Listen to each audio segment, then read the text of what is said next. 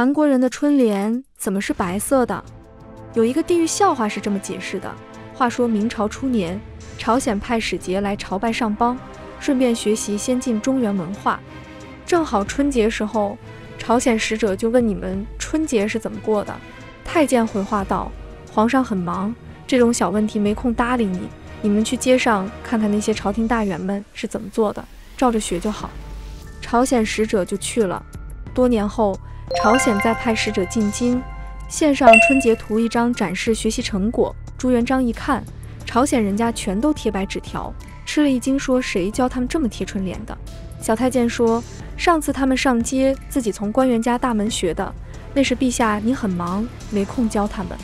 朱元璋问，那时我在忙什么？小太监说，您忙着审胡惟庸案。朱元璋在胡惟庸案中杀了上万人，当时京城各大要员府上几乎家家挂着白色的挽联，被朝鲜使节学了去，变成了白色的春联。玩笑归玩笑，事实上更真实的情况是，朝鲜民族崇尚白色，认为白是神圣高贵的颜色，于是用白色取代红色的春联。华人过年给红包，他们过年发白包。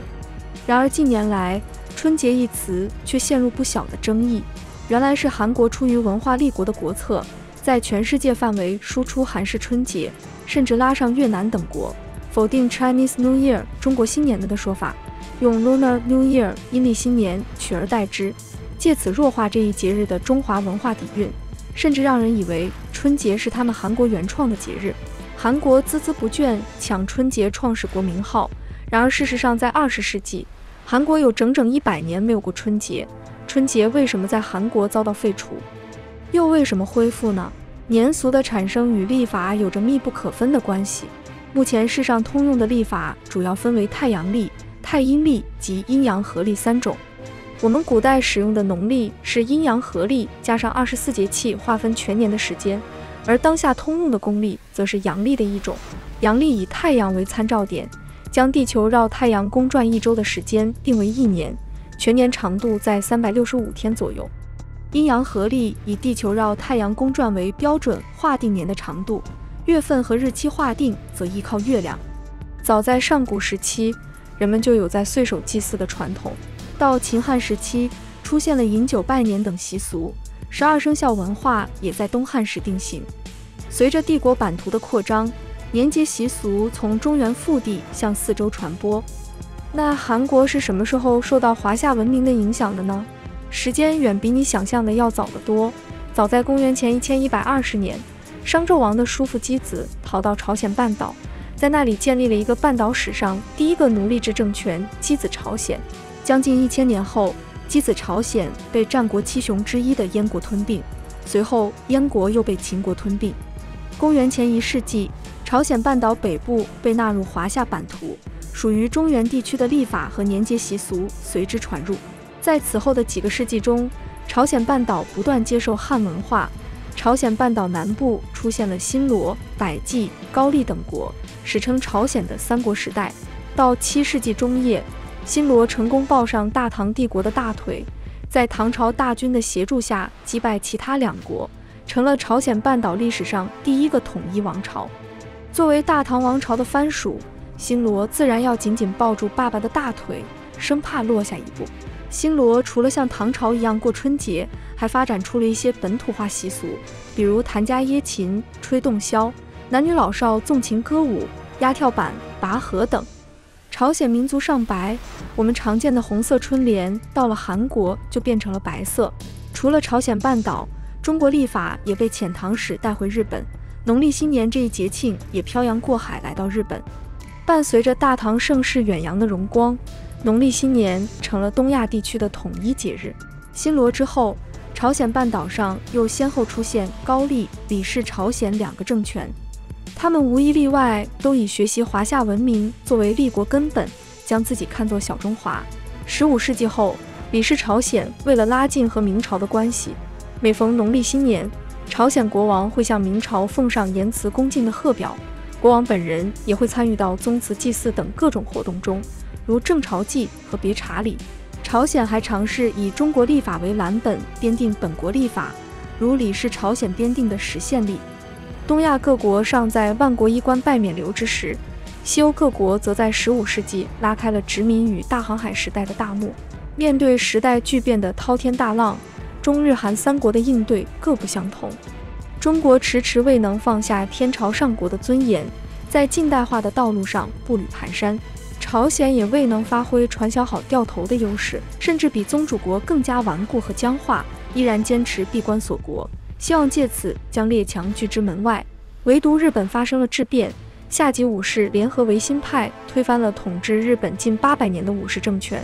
在1868年拉开了全面学习西方的明治维新。立法改革是日本近代化的重要一环。1873年，明治天皇宣布废除日本编定实行不过30年的天宝历，改用西方的格里历，用新历法寄托了日本富国强兵、实现脱亚入欧的梦想。也正是在这一刻起，日本的新年等一众传统节日日期也跟随着变成公历日期。直到今天，日本也是少有的中华文化圈中不过农历新年的国家。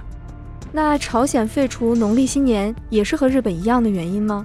诚然，西方各国的入侵以及日本成功崛起的案例都深深刺激了朝鲜。朝鲜国内也产生了以金弘吉等人为首的开化党，认为朝鲜应当学习日本走开国西化的道路，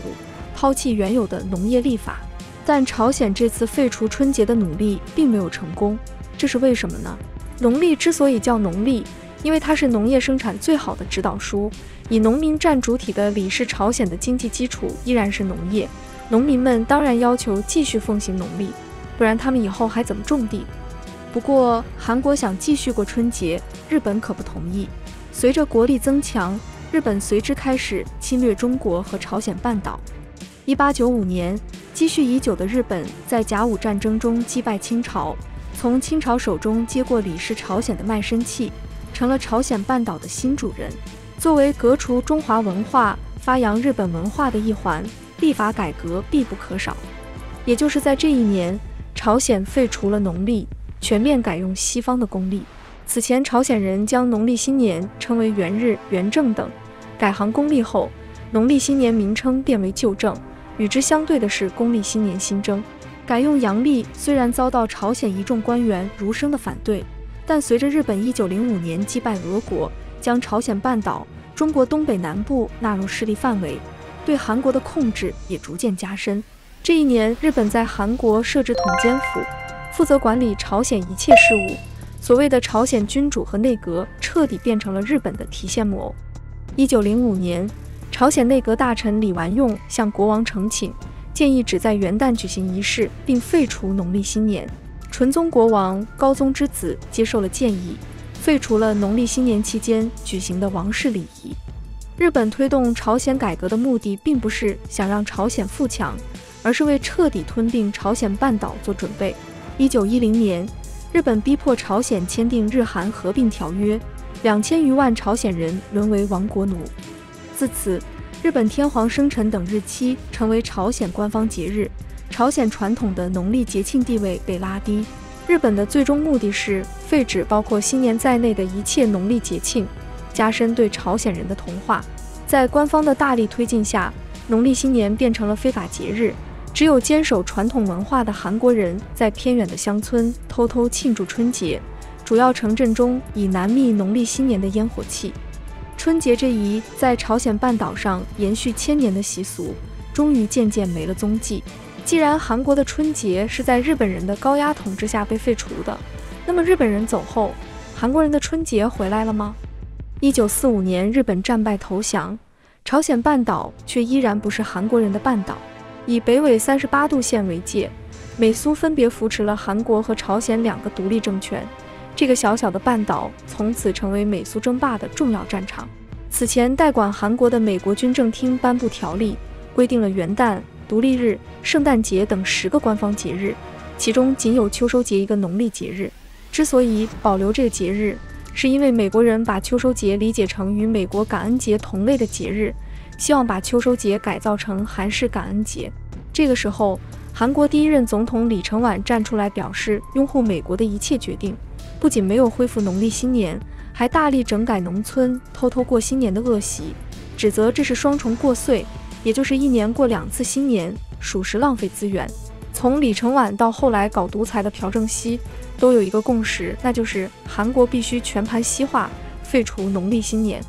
尤其在朴正熙看来，韩国的现代化和工业化必须与西方化绑定在一起，这也是当时冷战背景下韩国必然的政治选择。此前，韩国在千百年的岁月中，作为中国的藩属国，使汉字，用农历，重儒家。要迈入现代强国之列，韩国就必须与这些传统告别。同农历新年一同遭殃的还有汉字。朝鲜半岛历史上将汉字作为官方文字，15世纪创立的谚文，也就是我们今天熟悉的韩文，本是民间使用的一种注音版文字，相当于音标或拼音。然而随着韩国独立，韩国人的民族主义情绪大涨，汉字被韩国看作遭受文化奴役的证明，因此不断出台法案降低汉字使用率。朴正熙时期，韩国政府认为已经发展了400多年的韩文完全能取代汉字的地位，于是在1968年宣布废除1300个常用汉字，规定机关公文和教材不得使用汉字。为作表率，朴正熙将一些古建筑上的汉字牌匾换为韩文牌匾，因学校中取消汉字教学并加强韩文教育，韩国的60后、70后大多未接触过汉字教育，汉字逐渐在韩国社会消亡。如今，汉字在韩国已经被废除得非常彻底，那春节又为何死灰复燃，重新受到韩国人的重视呢？一方面是重视传统的韩国人民希望恢复这项节日，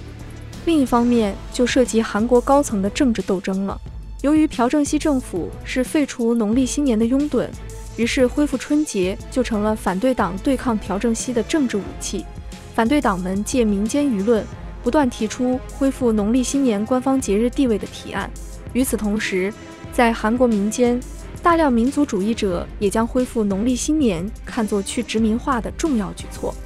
自尊心极强的韩国人认为，被日本殖民统治是一段极为不堪的历史，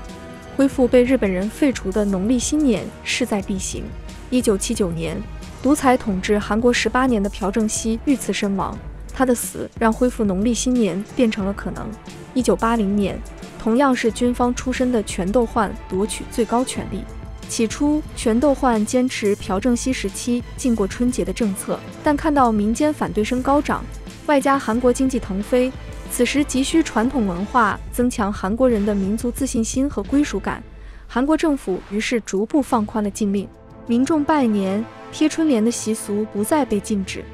1985年，韩国国会通过了一项议案，将农历新年命名为民俗日，并将这天设为法定假期。但民众对民俗日的命名以及仅有1天的假期非常不满，我看主要是不满只有1天假。1988年，执政8年的全斗焕在反对声中下台。韩国为防止独裁再度出现，将总统任期从7年调整为5年，且不得连任。全斗焕的战友卢泰愚趁反对党立足未稳，拿下当年总统选举。当年在韩国汉城举行的第24届夏季奥运会让韩国名声大噪，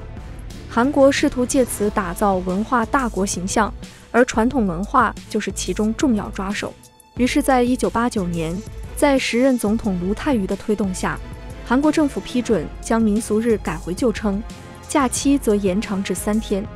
从1896启用公历，到1905年首次下令废止农历新年，看似只是一个节日的废立，折射出的却是韩国长达100年的近代曲折历史。